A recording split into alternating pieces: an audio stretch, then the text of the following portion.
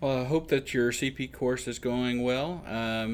I've received either your Jing assignment or the assessment of the textbook that you did, Dr. Hill. Thank you for that. And then, of course, we have the technology paper, which over the theory, technology theory, that you have submitted. And if you have not submitted that, then go ahead and be working on it, and that way I can get some feedback to you on that. Just check the assessments PDF. Again, this is a CP course, so I'm not quite as concerned about deadlines. The biggest thing is that we kind of keep things moving throughout so that you don't end up with everything right at the end. It'd just be impossible to get it all done. So, if you've gotten behind on something, hasn't got turned in, that is perfectly fine. We're going to work with you on it. And if, as you're going through this content, you find something, say, this is very basic for me, I'd like to do something a little more in depth, then I want you to just talk to me, and we will customize the content and the assessment to what I think fits better for you. And so, very pleased with the work I've received so far. Mostly what we've done up until this point have been, easier assignments, with the exception of the paper. A little bit longer assignment there, but not bad. As we get closer to the end now, be looking at the assessments, because there is quite a bit of work involved. And if you remember, I asked you to do a presentation on a topic, and the is one of the topics, for instance, listed in the assessments PDF that's out there. And I want you to do it not using just PowerPoint, so using something different. And what that is, using a technology tool that you think would be effective, then that's going to take some thought to figure out what you're going to do. So make sure you're kind of looking into that, and if you have questions, we can have a discussion. And as a matter of fact, in the next 2 weeks or so, we have on the schedule to have another touch base time. So I would love to either talk to you by phone. I know I've met with some of you in person, and that's fine. We just need to set up an appointment to do that. And we can kind of cover where we're at and how things are going. It doesn't have to be a long chat. Just basically touching base to make sure that we're moving along and everything's going okay. So this week is on video conferencing, audio conferencing mainly. The lecture material is pretty limited. It's talking about the pros and cons of what video conferencing is. And I think most of us use video conferencing now on a day-to-day basis. It's not the new thing that it once was. Even, it becomes almost second hat to us now, but it really has not been in wide use more than maybe about 4 or 5 years. So before that, we were using some Skype here and there, and we were maybe doing a little bit. But now that people have FaceTime, and we've got all the Zoom and all these other tools that people use for conferencing, it seems like it's been around forever. And certainly the fact that so many more people have access to fast broadband has been a big push for that.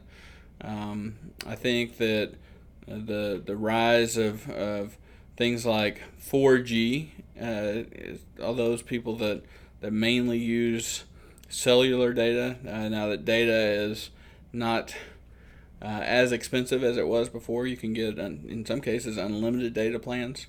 So we will continue to see video conferencing being an important tool for us. The downside is, of course, that argument we've had, that talk we've had in the other class and here, that you probably considered, is that synchronous versus asynchronous.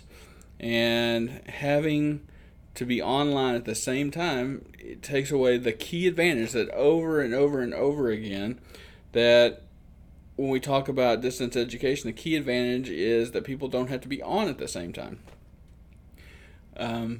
And so for many people, that is a driving force. It also could be an issue for people that have special needs. So if you require a course that does require video conferencing, say you have someone in the class that has trouble speaking, maybe in front of others. You may have someone that doesn't feel comfortable with those type of social interactions. That's the whole reason they're online. You need to consider that could be a downside to video conferencing. And while it's certainly cost is no longer a barrier, just the fact is that we don't want to just try to recreate the classroom experience online. It's not that effective. Video, even video done well, is not the same as being in the room with someone. However, it does at least provide some type of community interaction that we might not have otherwise. If you think about it, someone sitting in a class in the desk next to you or in the chair next to you, you probably don't talk to them the whole time the lecture's going on, but it's the break times, it's the time before class, the time after class, so that's when you're socializing. Well, when you're doing the video lecture, most of the time you are just sitting listening to the person talk, and it's really not much different in many cases than watching a static video. There's always that opportunity there'll be some discussion, and that discussion is good in the community it generates, but I don't think it creates the level of community that you would have in a physical classroom. And with that, knowing that, then you also have to consider the downsides of how it could impact some students who are really online for a very specific purpose. There's a reason that they're trying to, not just because they're in rural areas, that's part of it, not just because they're on the move, maybe a military family, not just because they change jobs often or they travel for work often, but also sometimes because there are people that have physical limitations or emotional limitations, psychological limitations, and needs that keep them from feeling comfortable in that type of social interaction. And so we can't develop everything always with trying to account for every case. We'll never be able to do that, but online is that special environment that meets that need that so many people otherwise won't have access to education. And so it is certainly something for us to consider.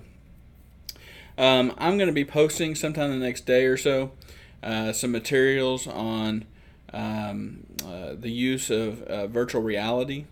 And so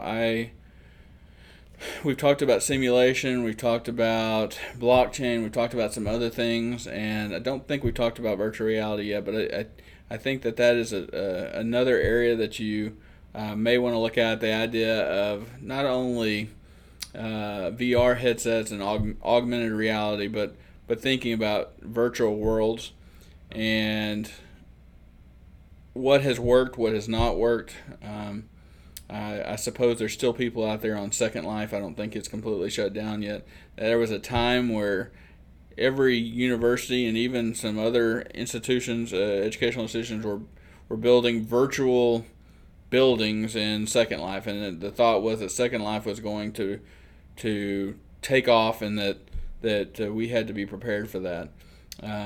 We certainly haven't seen that, but we do see virtual communities where people come together and interact, and that has educational components to it that may be important for the future as we continue to do more through technology and electronic communities, and there seems to be less personal interaction overall. So I'll try to send out some resources. I'd like for you to consider that. There's nothing for you to do with it right now other than as you're planning, your own research to consider those topics. So have a great week, and I will be talking to you soon.